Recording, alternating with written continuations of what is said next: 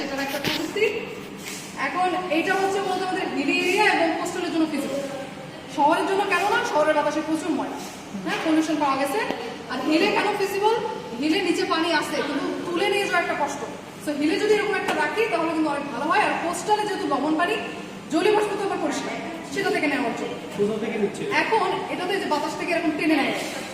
এখন এইটাতে আমরা দেখা গেছে যে বাংলাদেশে এভারেজ 70% পর্যন্ত জলীয় বাষ্প থাকে।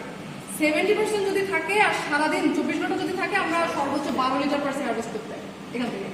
এবং আমাদের কোস্টালের রুমের মধ্যে একটা ছিল, ওটা আসলে অরিজিনালি আমরা চায়না থেকে আনছিলাম 3 লাখ টাকা। পরে আমাদের টিম, ইলেকট্রিক্যাল টিম, তারা এটা বানায় আমাদের প্রায় 25,000-এর মতো খরচ করে। কিন্তু দেখা যায় যেটা পোর্টেবল না, এটা তো চলাফেরা করা সমস্যা। তখন এক্সিওন স্টার্টআপ যে কোম্পানি আছে তাদের সাথে আমরা একটা তৈরি করছি যেটা পোর্টেবল, ঠেলে নিয়ে যাওয়া যায়। এটা খরচ আনছে আমরা 13,000, তাও আমরা চেষ্টা করছি 10-এর নিচে আমাদের কিনা। তারপরে এক্সিওন আমাদের পেটেন্ট লাগায় বাজারে ছাড়তে পারবে, বিক্রি করতে পারবে। এটা একটা ভালো উদ্যোগ, কিন্তু আপনি নিজেই যেটা বললেন যে আমার